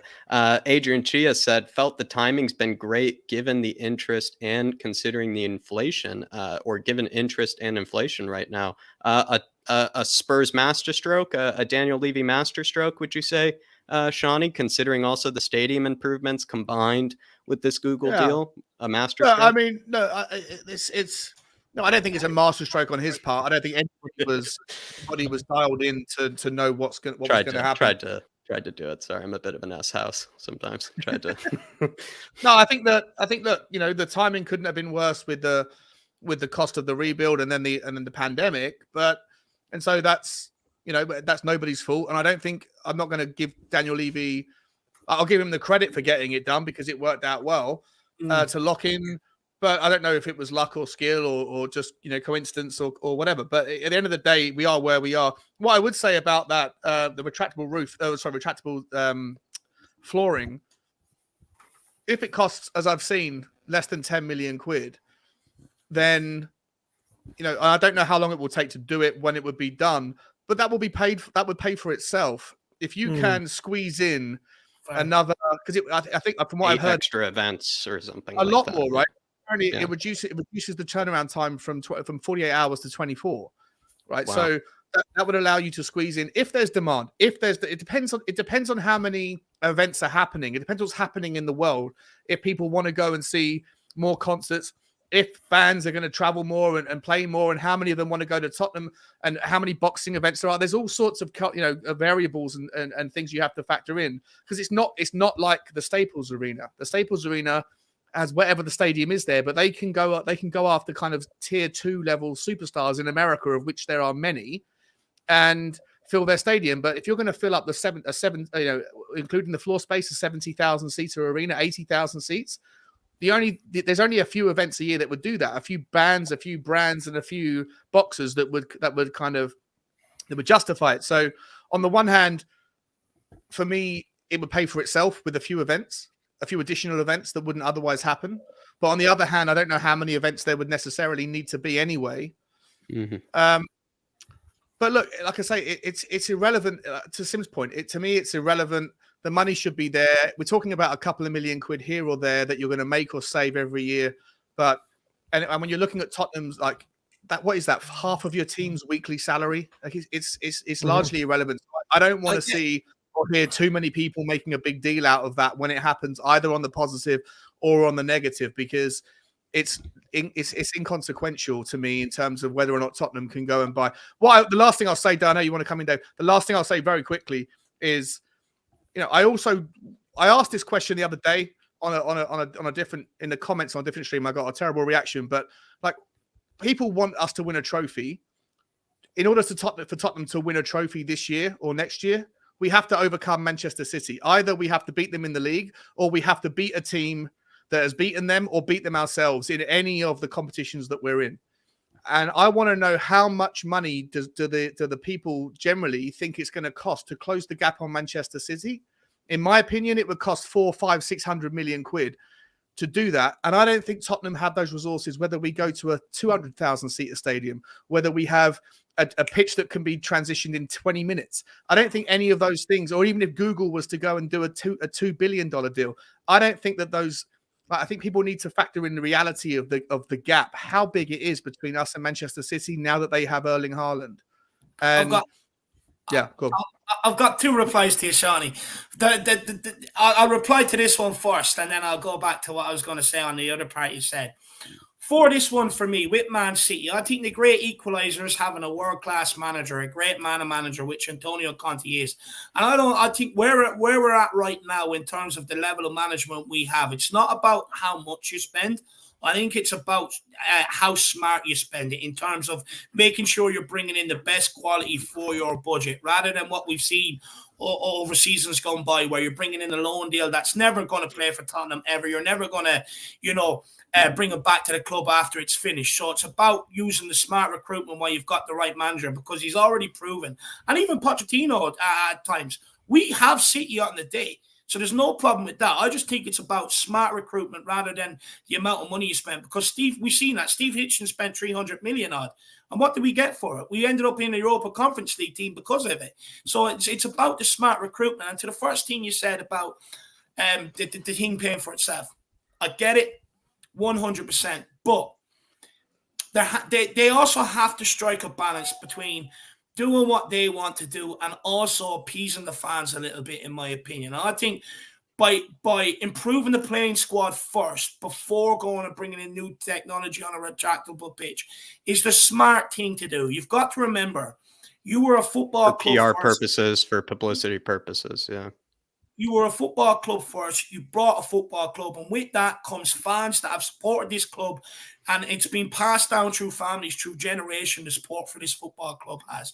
And you've got to understand that. So there has to be a level of, okay, we've asked you to be patient and sacrifice trophies and transfer signings and stuff while we're building the stadium. So now we're going to do everything we can right now to make sure we get the football stuff, which is what Spurs fans really sort of pay for, is getting the football pitch, the playing side up to standard, with up to standard squad to be able to compete. And then you can start bringing in all that stuff. But for me, it's about being fair.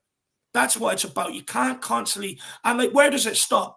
New technology out for the retractable pitch. Well, at this right now, we're in an era where there's new technology coming out every year. Every single bit of technology that's released this year will be improved upon by next year. There'll be some smart arse that'll have a new thing to improve it. So where does it stop? What are we going to do? Start, delivering the players in by drones, you know what I mean? And stuff like that. It's kind of like, where does the improvements in technology stop? So for me, it's just actually about being fair. It's about, you've asked the fans to be patient. Now it's about rewarding that being patient. And plus, it's just making a rod off their own back. And I get you, it's going to pay for itself. But sometimes it's about perception as well. What message does that send out? What's the perception out there? And it will be, oh, we're going down, we're up to our old tricks, we're spending money in technology rather than improving the football side. And my point is, we're at a point now, whereas if this deal does happen, there's going to be money in the kitty for the next 10, 20, 30 years because of this deal. It's kind of like you've been given a golden opportunity now to get everything right. Before, we weren't in the right place, maybe because our team was declining from the Champions League final, wrong person in recruitment and stuff. But it seems like they've got a world-class manager, a big game manager, one of the best recruiters in the business, in my opinion, knows how to manipulate a budget better than anybody else.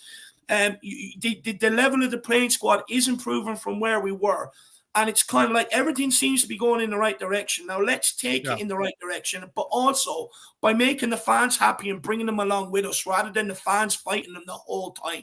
And for me, this one is about fairness and about perception rather than it paying for itself in the future. I just think well said, mate. Well said. I agree with everything you just said. 100%.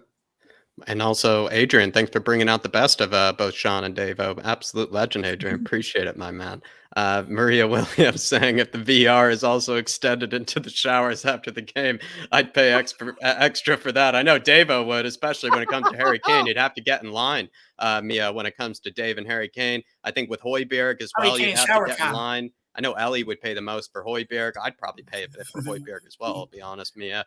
And then I think she's a big Romero fan, so I don't know. We even have actually one of the biggest Romero fans in the chat. So Mia might have to fight for some elbow room in that VR metaverse to take a look. But pick yourself. I'll be honest. I'm not even sure she's a bigger Romero fan than I am either. I'm a huge fan of Romero as well. Sounds like Dave will be buying multiple VR subscriptions. We get similar haircuts, me and Romero.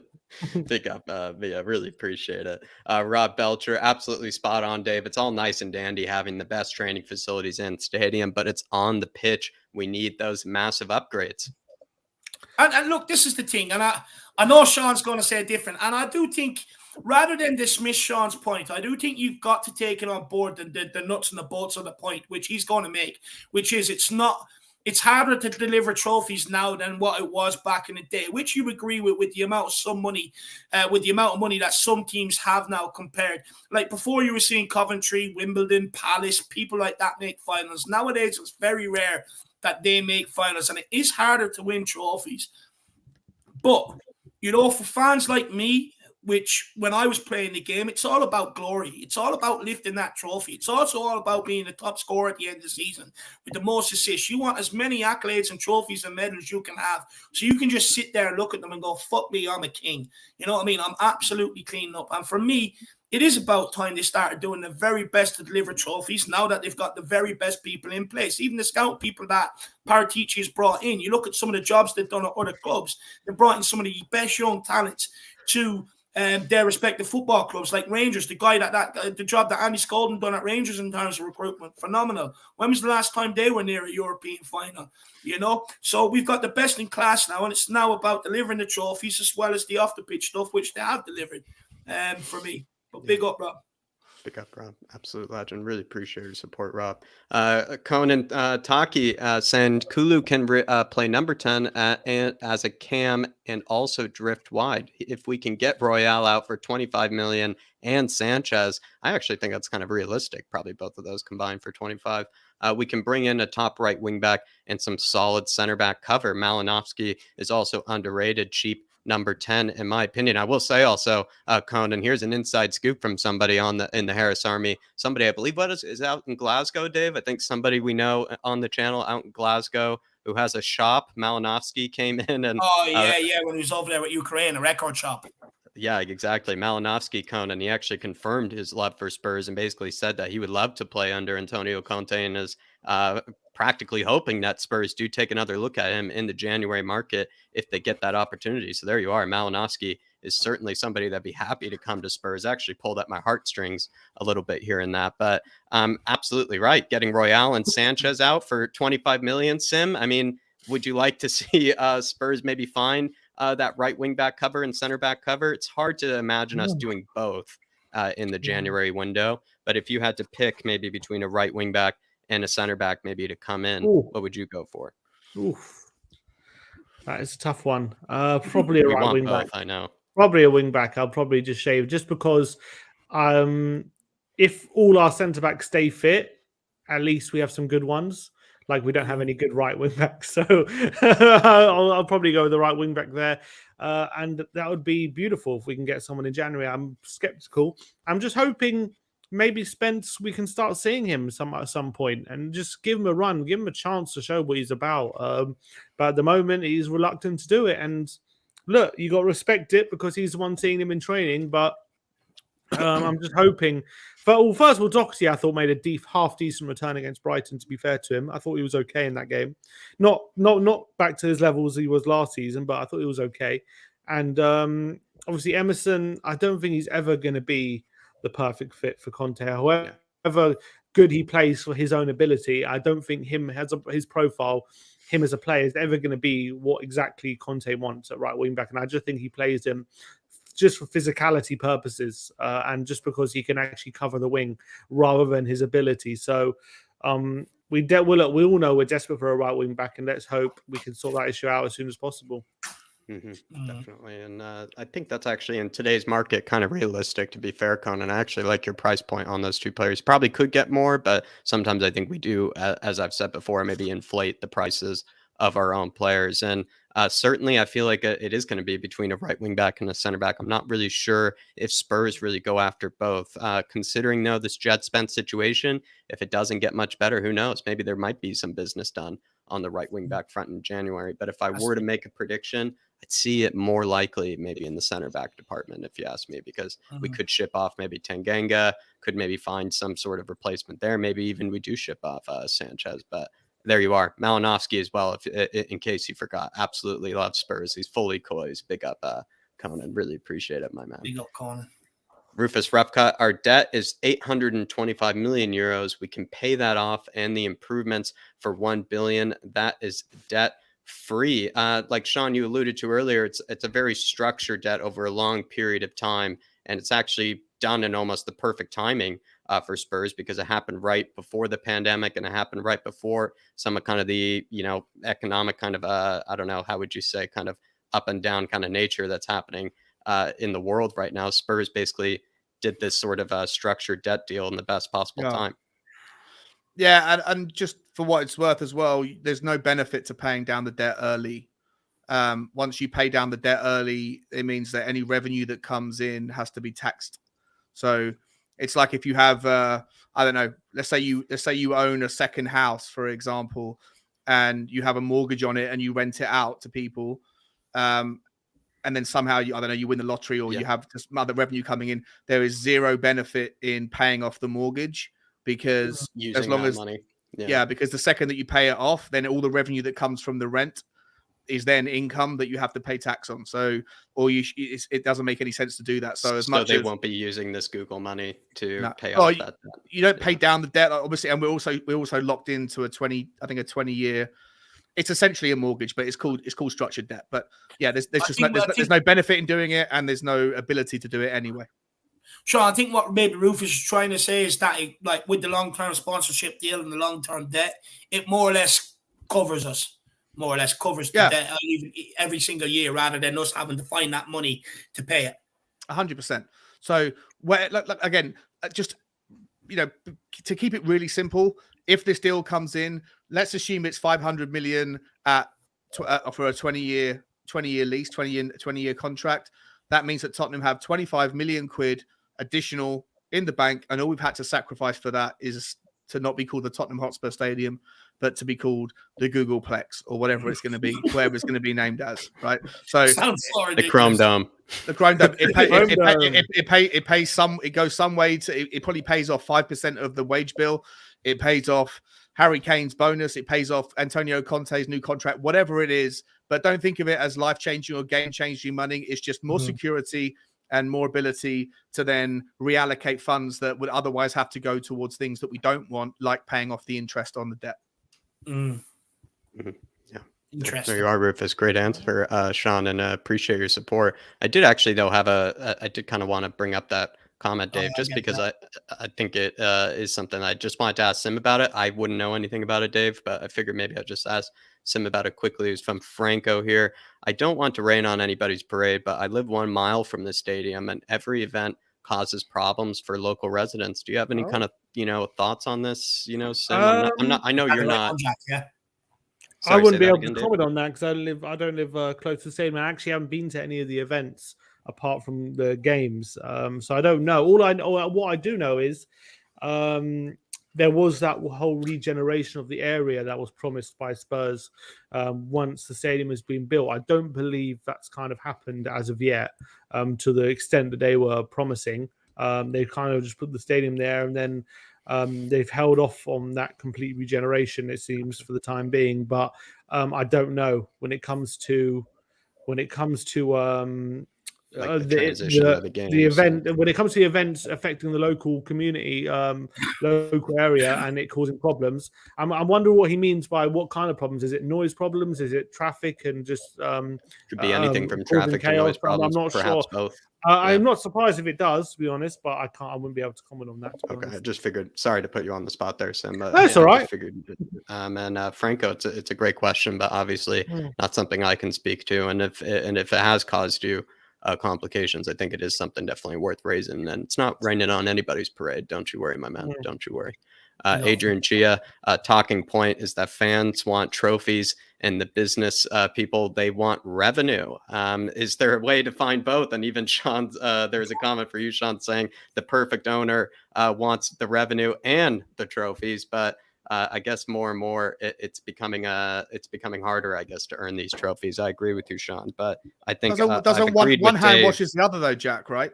Mm-hmm. Just quickly, you don't get the players that can win you the trophies unless you have the money to pay for it. Yeah. Without the revenue. Yeah. Yeah.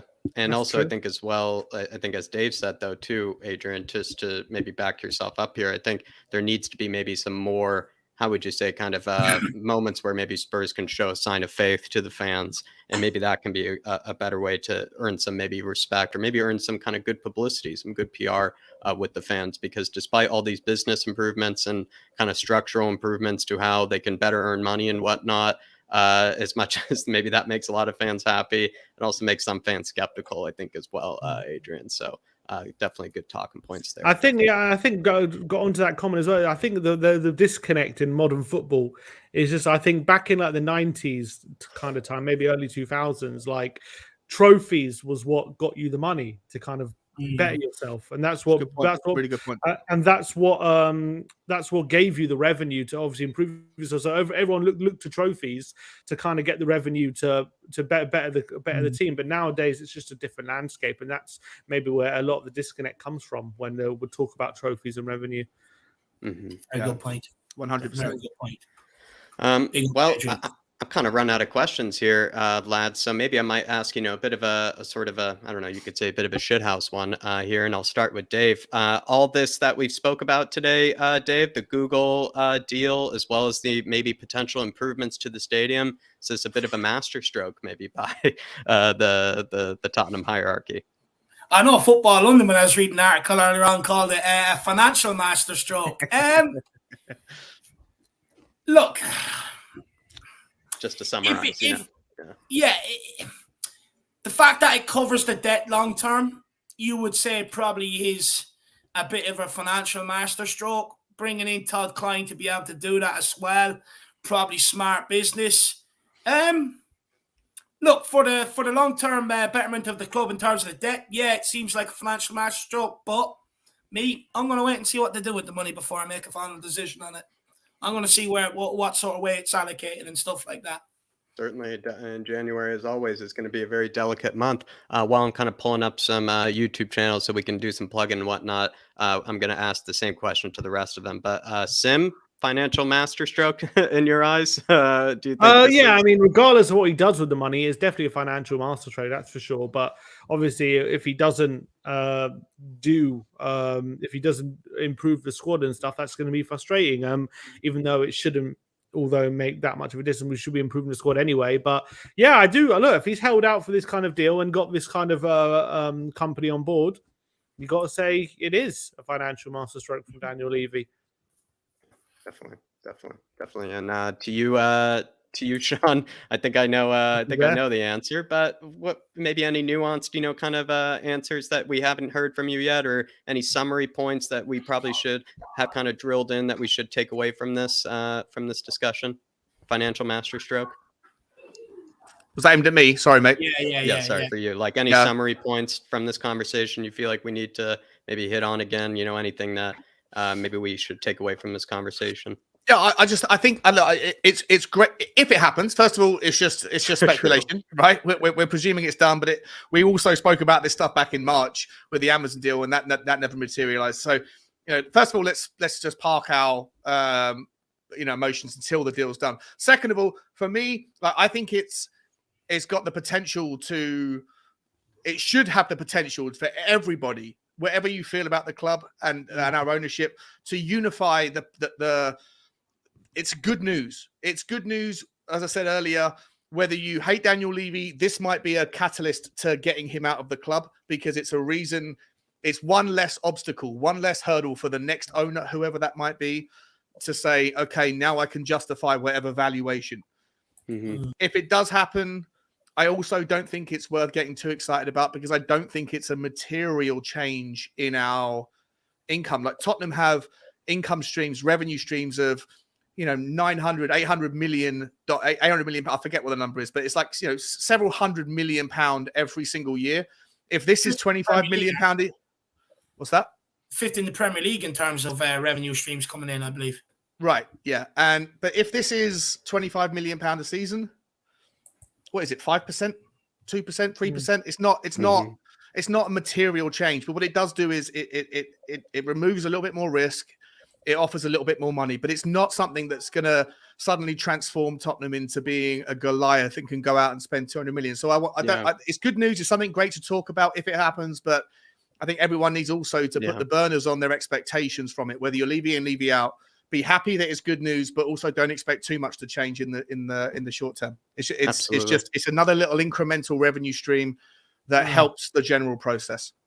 And Sean, I must say, thanks for coming on. You've brought on, I must say, you've broken a lot of myths. I think you've helped, us, made a lot of sense of this situation. Understand it.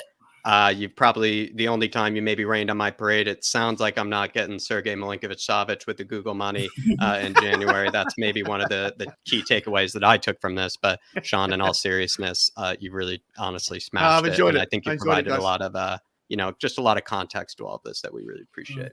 And so maybe tell us about the channel as well, if you will. Oh yeah, Spurs Talk Show, guys. My internet. Hopefully, I've got someone coming around tomorrow morning that's going to hopefully.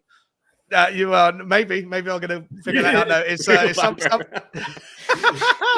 hopefully as of, I don't know, Wednesday or Thursday, I'll have trustworthy Wi-Fi and I can get back to doing streaming and get back to doing the stuff I did, in the summer and before then. So until that happens, you have to tolerate me doing things on other people's streams and or my Tottenham walks. But yeah, Spurs Talk Show, you can find me at Twitter, YouTube, and Instagram. Cheers, guys. Appreciate it. I've really had a good time talking to you this evening. And also check over his Spurs Talk Show from today, breaking down the sort of deal as well. Absolutely brilliant. I watched that earlier on as well myself, so get over, check that out. Big up, Shawnee. Really appreciate you moving everything to be able to be on here this evening.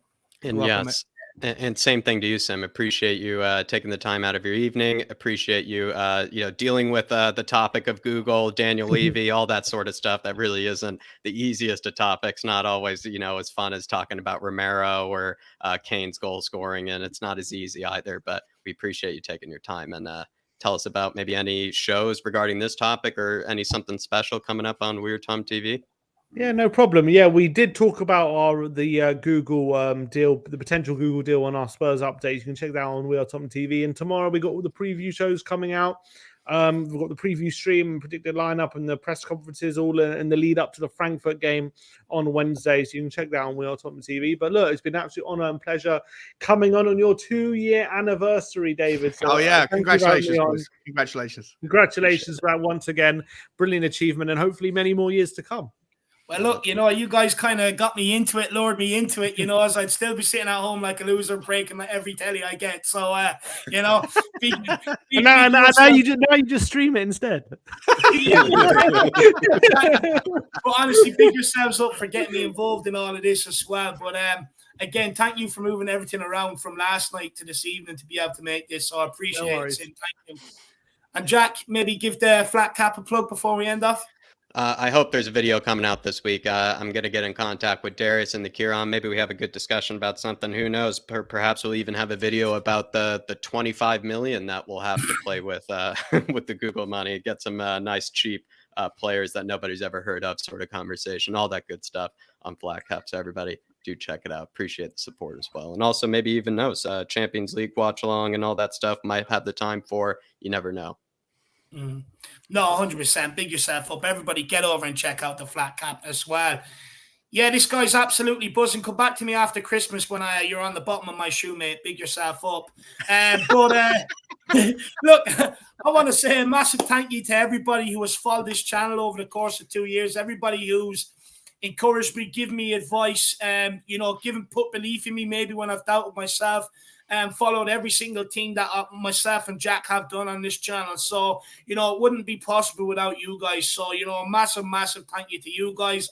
It's also your birthday out there. You can share it with myself and Jack. And look, everyone, hopefully you've enjoyed today's show. If you have, like I said earlier on, slightly disappointed with how the like buttons are performing lately. So if you could smash that like button, that would be unbelievable.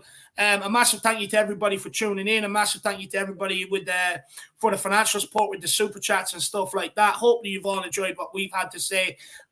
What's coming up, I'll also be doing a reaction to Tottenham fans' comments. I'll put stuff up on the community section and the Twitter. There's some funny ones in there. So a bit more laid back. I'll be doing basically a reaction to Tottenham, hopefully getting Google involved on the name and right side. And then, fan show has been moved till tomorrow. So hopefully you guys come on. It'll be after the Champions League games are finished. You come on and have your say ahead of the Frankfurt game. But look, we'll leave it there. See you all tomorrow. Come on, you Spurs. Come on, you Spurs. Come on, Spurs.